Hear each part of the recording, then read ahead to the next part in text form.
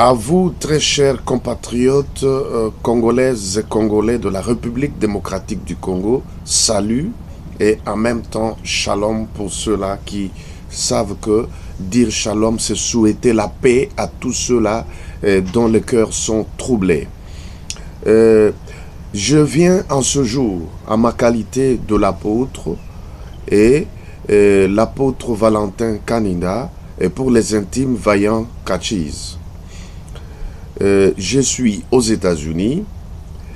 Je viens réagir comme un activiste qui ne peut pas cautionner les injustices faites au peuple, aux pauvres peuples, aux faibles peuples du monde entier.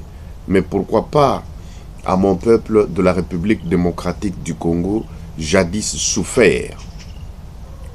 Lorsque je lis en tant que pasteur dans l'Évangile selon Luc, chapitre 4, à partir du verset 16 jusqu'au verset 22, le Seigneur Jésus, après sa retraite en brousse, prières et jeûnes, il fut cette déclaration dans la synagogue. Il dit, « L'Esprit du Seigneur est sur moi, parce qu'il m'a oint pour porter la bonne nouvelle aux pauvres, pour proclamer aux captifs la délivrance, mais surtout pour rendre libres les opprimés. » J'aime ces passages. Là, c'est le Seigneur qui explique le but de sa mission sur terre. Proclamer aux captifs la liberté, donc aux prisonniers la délivrance, et en plus, rendre libres les opprimés. Mes frères et sœurs, chers compatriotes, mon peuple de la République démocratique du Congo, si je peux poser la question, est-il victime de ces trois mots ou pas? Est-il captif, pris en otage ou pas? Est-il prisonnier des politiciens ou pas? Est-il opprimé ou pas depuis des siècles? Alors donc, je voulais répondre par cette courte, précise vidéo, ceci à tous ceux-là qui pensent qu'un pasteur doit rester au milieu du village, doit garder la neutralité. Non, on garde la neutralité quand il faut juger une affaire. Là, on est juste, on applique la justice, la parole de Dieu.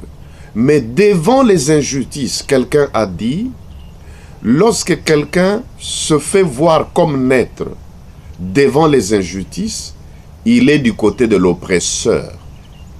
Moi, je ne peux pas être du côté de l'oppresseur Joseph Kabila, que je n'appellerai jamais président, parce que depuis hier, le 19 à 23h59, son mandat au sommet de l'État RD congolais était au terme.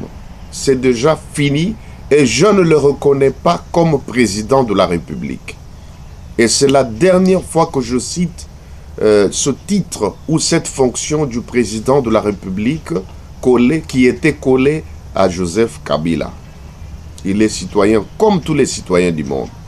Alors donc, je réponds surtout à vous chrétiens qui m'envoyez des lettres, des messages par des réseaux sociaux pour dire non, le pasteur doit lancer les messages de paix.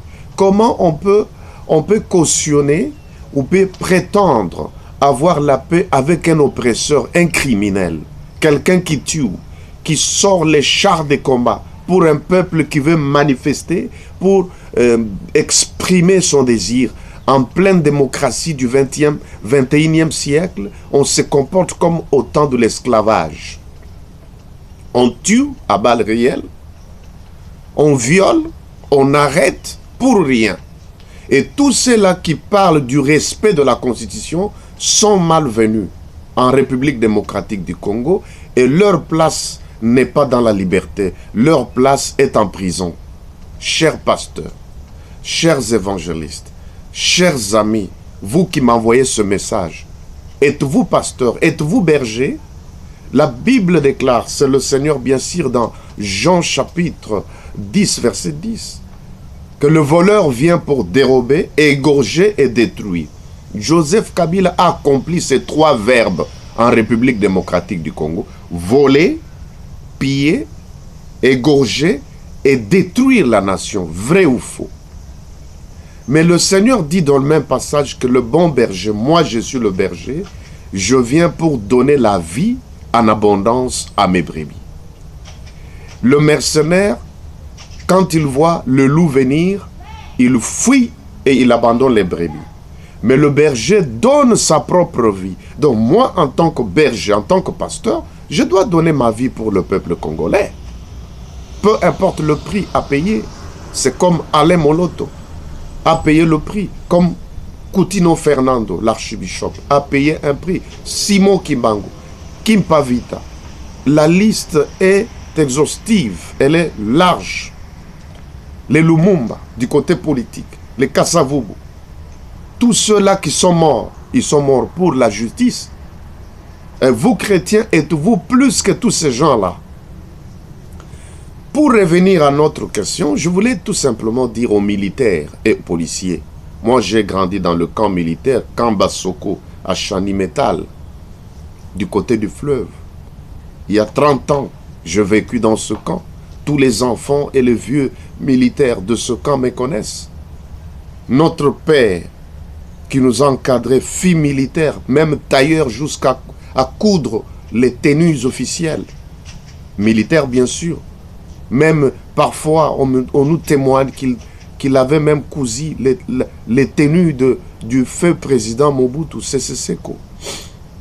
Mais il est mort sans tenue militaire. C'est moi qui avais représenté la famille auprès des instances militaires pour obtenir les droits ou les prérogatives que chaque militaire doit jouir. Même à sa mort, on a manqué même une tenue militaire pour mon père. Et les militaires ont cotisé, les militaires avec leur souffrance au camp Kokolo, ils ont cotisé au moins 8000 francs congolais. Il y a 4 ans de cela. 8000 francs congolais. Que Dieu les bénisse. Mais l'État